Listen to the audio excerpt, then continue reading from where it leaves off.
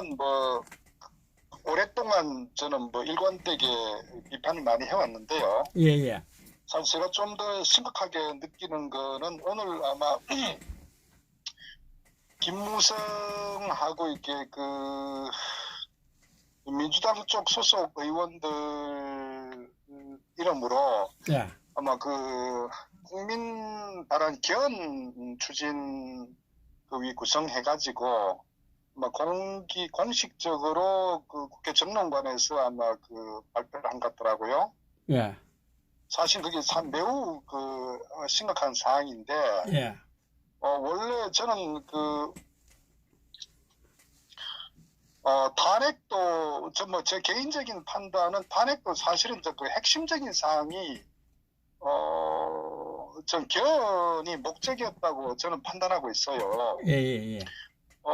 지금 단순하게 우리는 이제 김무성이나 유승민이 탄핵 주동자다.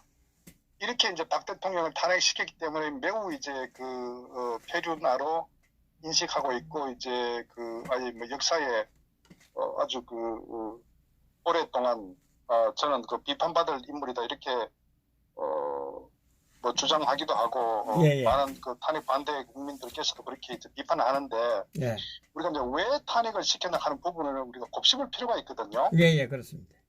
그것이 결국 이제 뭐 여러 가지 뭐 찌라시다 뭐다 하는데 그런 것들이 어떤 일종의 그 하나의 과정이었고 핵심은 저는 결국 이제 내각제 개헌하기 위해서 박 대통령은 초질관 그 개헌이라는 주제가 이제 어떤 국가적 이슈가 되게 되면은 예. 그 당시 어떤 그 뭐 경제 문제든 뭐는 대한민국의 어떤 여러 가지 어떤 현안이 산적한 상태에서 매우 그 부적절하고 뿐만 아니라 특히 남북 간 대치하고 있는 상태에서 예, 예. 저들 어떤 내각제 개헌 주장 특히 김무성이가 항상 일관되게 이제 개헌을 주장해왔죠. 그 부분에 대해서 사실은 뭐 박 대통령 어떤 일고의 가치가 없을 정도로 그거를 단칼에 정리를 시켜버렸단 말이에요. 예, 예. 그러니까 그런 부분에 있어서 개헌을 하기 위해서는 박 대통령을 그 현직에 둔 상태에서는 개헌이 절대 불가하다는 것을 아마 김무성이는 알기 때문에 예, 예. 결국은 저는 그런 측면에서 그 당시에 이제 2016년도 그 가을에 이 반기문 사무총장이 이제 임기 끝나고 예. 뭐 거기에 정치적 의도를 가지고 반기문을 이제 서로 옹립하려고 예. 뭐 친박 쪽도 마찬가지고 민주당 쪽도 그렇고 뭐 등등 여러 가지 세력들이 그 반기문 사무총장 컨택을 해서 좀 미국으로 갔어. 예, 예. 그런데 결국 이제 그 연장선상에 보면은 반기문이라는 사람은 정치 세력도 없었고 정치적 어떤 결단이나 리더십이 없는 사람이기 때문에 저런 아주 그 물에 물탄 사람을 전면에 내세워야 저들이 결국 어떤 그 변형된 내각제 소위 이원제 정부제를 실현할 수 있는 책임자다 이렇게 판단해서 예, 예. 사실은 당시 친박 세력들도 등등 이렇게 움직였는데 결국 핵심적 의도는 이제 그 개헌 의원 내각제란 말이에요. 예, 예. 이것이 저는 그 탄핵의 아주 핵심적인 정치적 목적이라는 것을 우리가 알아야 되고 예, 예. 그럼 그것을 이루기 위해서 박 대통령을 제물로 삼았고 거기에 결국 이제 박지원이나 그 당시에 뭐 정우택도 막 정진석, 정우택 이런 모든 그 의원의 나름대로 어떤 중진들이 그 의기투합한 상태로 결국 이제 그 저는 탄핵이 이루어졌다 이렇게 봅니다. 예, 예. 왜냐하면은 아무리 좌파들이 뭐 언론에 선동을 하던 국민을 기만하고 뭐 막말 촛불이 뭐 1,000만 뭐 2천만이 온다고 하더라도 결국 이제 탄핵 가결은 국회 이제 전적 3분의 2가 그 동의해야 되지 않습니까? 예. 근데 그 당시 어떤 정상적 상태에서는 그 탄핵은 이루어질 수가 없지 않습니까? 아무리 뭐 길거리에 촛불이 뭐 수천만이 모이더라도. 예, 예.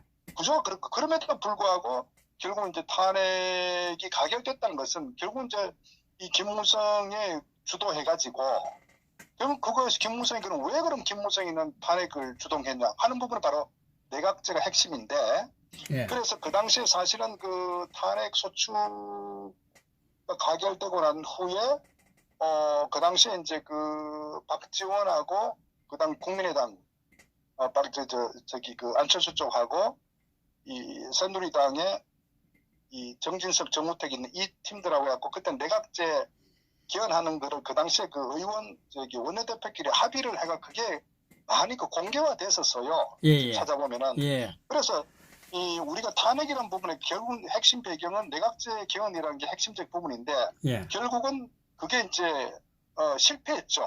왜냐하면 반기문이가 빠져버리면서 동시에 결국 이제 이 문재인과 어부지리로 대권을 이제 그 쟁취하게 된 어떤 그런 결정적인 하나의 그 결과가 이루어졌는데 그러나 그 이후에도 끊임없이 저들은 내각제 개헌을 끊임없이 한 번도 잊어버린 적이 없어요. 전략적 어떤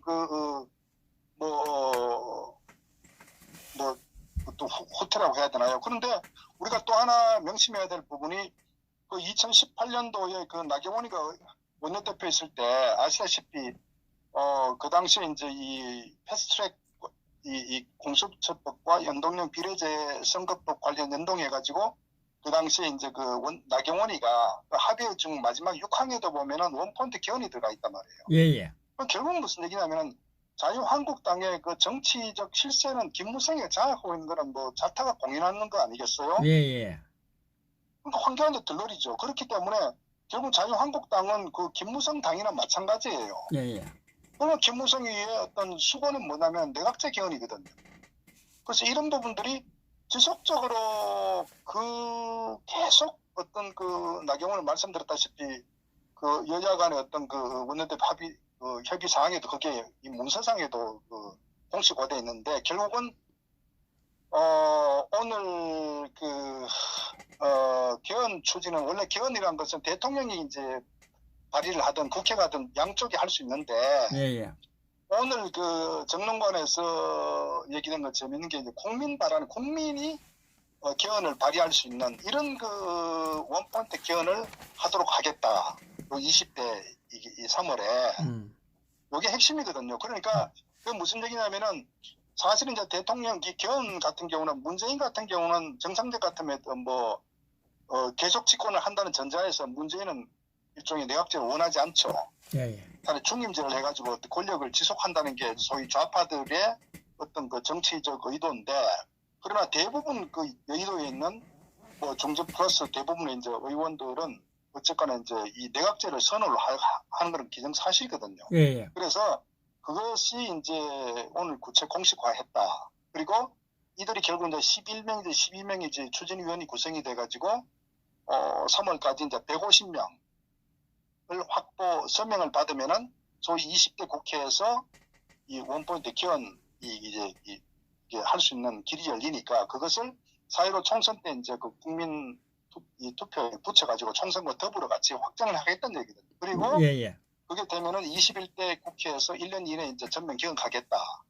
요게 이제 이들인데 사실 여기 배경에는 말씀드린 기본적으로 이 김무성이 끊임없이 이 내각제 개헌하려고 하는 그런 의도가 계속적으로 지속돼 왔었고 그런데 이제 지난 그 탄핵 때 탄핵은 시켰지만은 내각제 개헌은 결국 이제 실패로 돌아갔는데 이것을 이번에 이제 완전히 완성시키겠다는 거고 사실 거기에 또 저는 많은 그 중진들이 동의하는 것 중에 하나가 사실은 자기 대통령 후보에 강력한 대통령 후보가 있으면은 그 후보를 중심으로 해서 사실 내각제를 비토하는데 문제는 현재 이 여의도에 보면은 그 강력한 대권 후보가 없는 거예요. 황교안도 결국은 그 김무성이 아바타 아닙니까?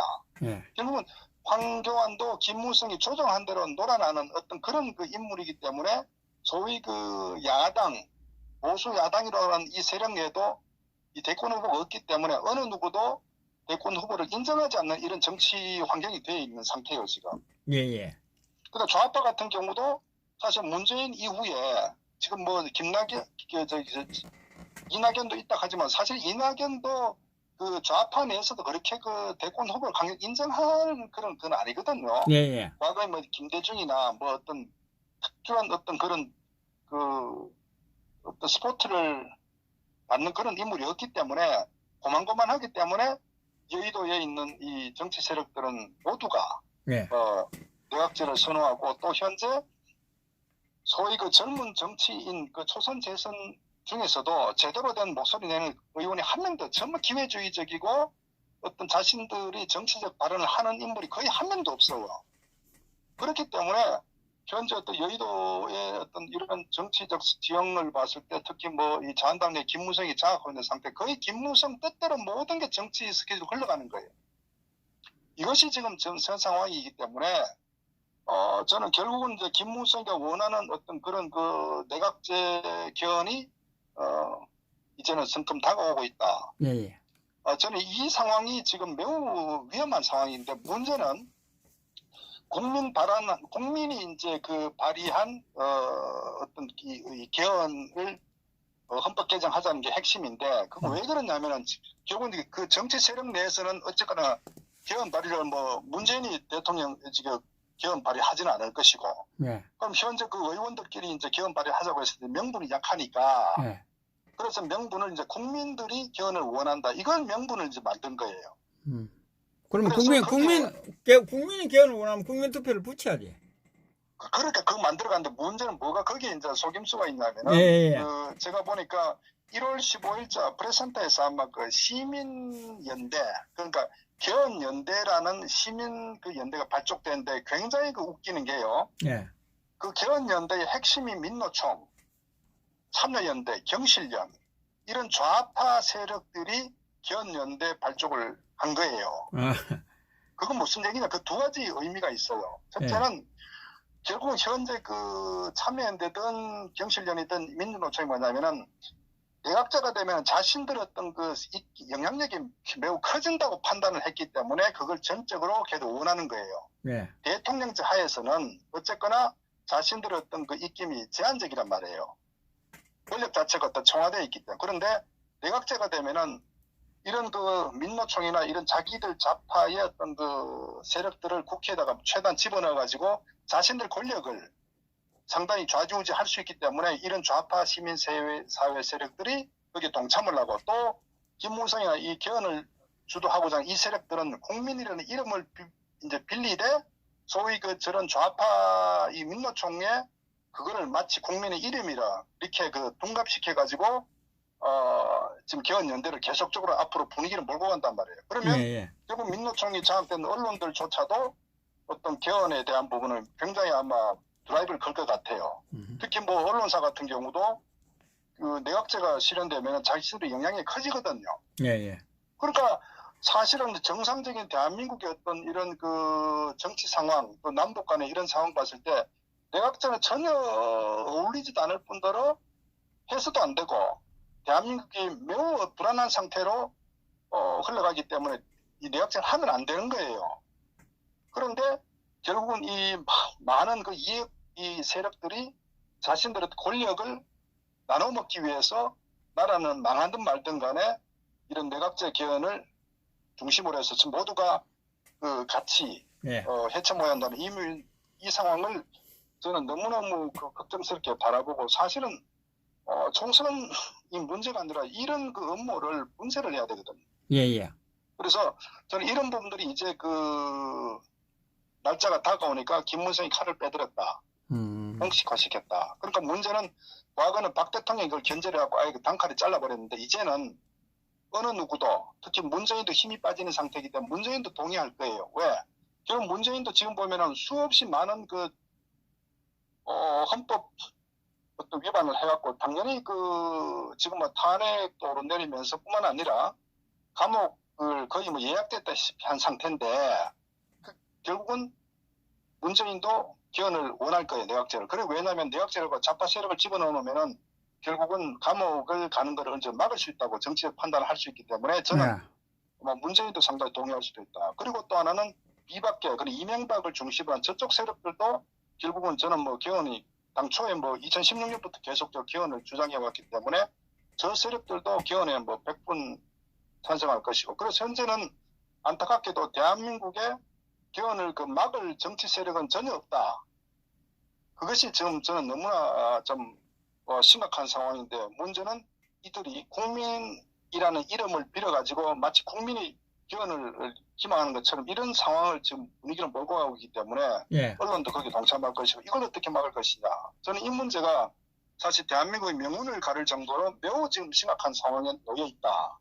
좀 그걸 좀 이렇게 말씀을 드리고, 결국은 저는 이 김무성이는 어떤 현직 대통령을 끌어내린 그런 그 아주 폐악질을 저질렀을 뿐만 아니라 이런 대한민국이 그 이런 남북 간에 배치된 상태에서 그 연방제로 흘러갈 가능성이 매우 지금 취약한 환경에 이런 그 권력 구조 개편을 자신의 어떤 권력 어떤 향유를 위해서 예. 너무나 위험한 도박을 하고 있다. 저는 이래서 김무성은 정말 그 능지처참에도 부족할 정도로 너무나 대한민국에 어떤 해악을 끼치는 인물이다. 이렇게 되면요, 대한민국 어떤 정치나 정책 같은 게 일관성이 사라진다고요. 결국은 자신들의 어떤 그 의도에 따라서 어떤 파퓰리즘 정책을 굉장히 이 어떤 그 권력 세력들은 계속적으로 지속하기 위해서 모든 남발을 할 것이고, 결국 거기에 대한 모든 비용과 부담, 국민 세금과 대한민국 미래와 맞바꾸는 저는 이런 그 위험한 어떤 그 정치 상황에 놓여 있기 때문에 어떻든 막아야 되는데 어쨌거나 안타깝게도 지금은 그 무방비 상태 속수무책이다. 저는 그렇게 봅니다. 그래서 사실은 이 김무성은 저는 정말 그 역사에 있어서도 대한민국을 망친 저는 아주 그 정말 그 자손만대로 어떤 그 대한민국 역적으로 좋은 글씨가 새겨져 있다. 저는 국민들 그걸 좀 깨달았으면 좋겠다. 이렇게 생각을 하고 있어요. 예. 그 뭐 어떤 대안으로는 대안으로는 어떻게 해야 되겠습니까? 대안이라는 것은 사실은 그래서 제가 이게 지금 탄핵과도 맞물려 있는데 예. 사실은 그 탄핵 무효를 주장하는 세력들이 강력한 힘을 얻어야 돼요. 사실 이걸 막을 세력은 그거밖에 없어요. 예, 예. 지금 자한당 내도 사실은 그 황교안 대표 같은 경우도 제대로 정신이 똑바로 박혀 있는 사람 같으면요, 굉장한 자기 어떤 그 정치적 명운을 걸고서라도 아닌 건 아니게 자기가 싸워야 되는데 전혀 거긴 관심도 없거든요. 그러니까 지금 뭐 좌익들 같은 경우 결국 말씀드렸다시피 뭐 저 문재인의 주사파 세력들은 전 줄줄이 이제 앞으로 굴비처럼 엮여 가지고 감옥에 들어가야 되는 텐데 예. 그걸 막으려면 저들하고 타협을 할 수밖에 없어요. 내각제가 가장 그 자신들의 어떤 그 방어막이 되기 때문에 예. 어떤 뭐 그렇죠. 뭐 또 호남 전라도 정치 세력들 같은 경우는 수건이 내각제입니다. 왜냐하면요, 대통령 직선자에서는 사실 호남은 절대적으로 단독으로 그 대표를 내세워서 그 대통령 당선될 수 없는 인구 구조를 가지고 있다고요. 그렇기 때문에 뭐 DJ 같은 게 강력 DJP 연합해가지고 결국은 뭐 가까스로 이제 그 당선됐지만은 지금 호남의 어떤 정치나 호남 쪽 입장에 봤을 때는 내각제 개헌을 해야 저들이 어떤 그 연합해가지고 어떤 다수당을 해가지고 정치 권력을 지속하기 때문에 모든 정치 환경 자체는 흘러가고 있다는 거죠. 어쨌거나 그러니까 결국 이제 국민들이 그 앞으로 연대에서 이 개헌 반대에 대한 아마 그 시민운동 플러스 뭐 우리 공화당이든 어쨌거나 지금 그 이 탄핵 무효를 주장하는 모든 저는 정당들이 이 문제에 대해서 강력하게 저는 좀 그 운동을 시민운동을 저는 전개시켜 나가야 된다 이렇게 봅니다. 안 그러면 지금 대한민국 넘어갑니다. 왜냐면 이 내각제는 사실은 그 장면 총리 시절에 해갖고 실패했거든요. 대한민국의 어떤 이 정치 세력들의 국민성으로 봤을 때 내각제면요, 내가 산으로 갑니다. 옛날부터 대한민국은 당파 싸움하면서 뭐 사색 당파 싸움부터 그 조선이 그렇게 망하고 그렇게 한 거, 역사적으로 그렇게 망한 거예요. 역대 가장 이 국가가 가장 그 번성을 할 때는 강력한 왕권주의, 강력한 대통령주의. 그러니까 박정희 대통령 있을 때도 독재라는 어떤 그런 그 좌파 프레임이 있었지만은 강력한 어떤 그 리더십을 가졌기 때문에 경제 문제가 일관되게 정책을 펼 수 있었단 말이에요.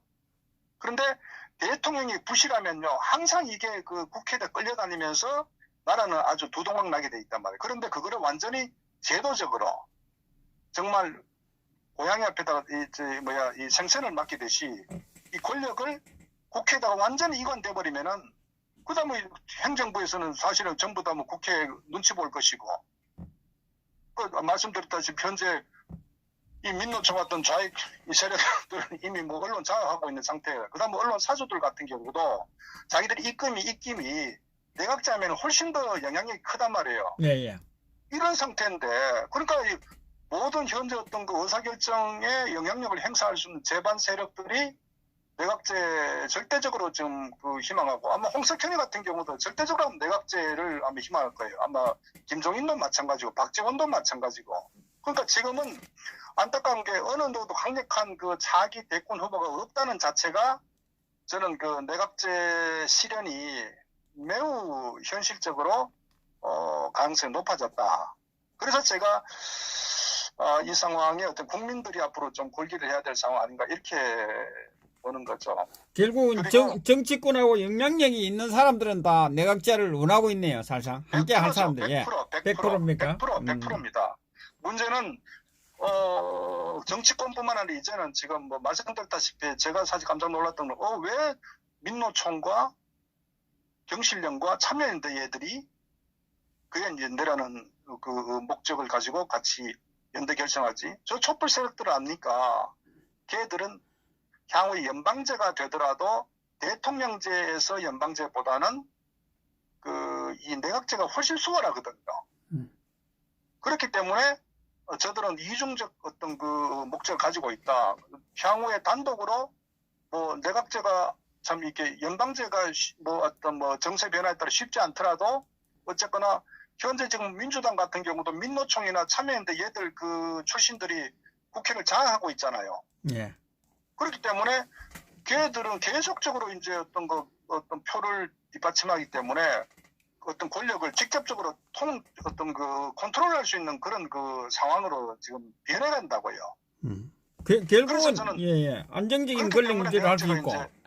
이제 동참을 하는 거죠. 예. 안정적인 권력 유지를 할 수 있고 지금 이 문재인 정권 쪽에서는 거기를 원할 수밖에 없을 거예요. 왜 그러냐면 당초에는 반대를 했는데 예, 지금 워낙 실정을 해가지고 그 책임을 그러니까. 면하기 위해서는 그쪽으로 갈 수밖에 없는 상황이다.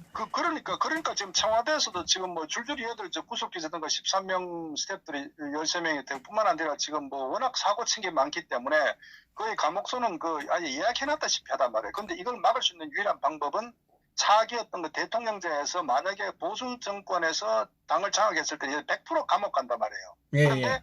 내각제로 전환시켜버리면은 그걸 막을 수 있는 거예요. 자기들 집화 세력들이 그걸 막아주니까. 그러니까 MB 같은 경우도 사실은 내각제를 가장 선호했거든요. 그래서 그 MB 같은 경우도 박 대통령이 끌어내렸는데 앞장선 것 중에 하나가 결국은 개헌을 하기 위해서 박 대통령 끌어내려야 되거든.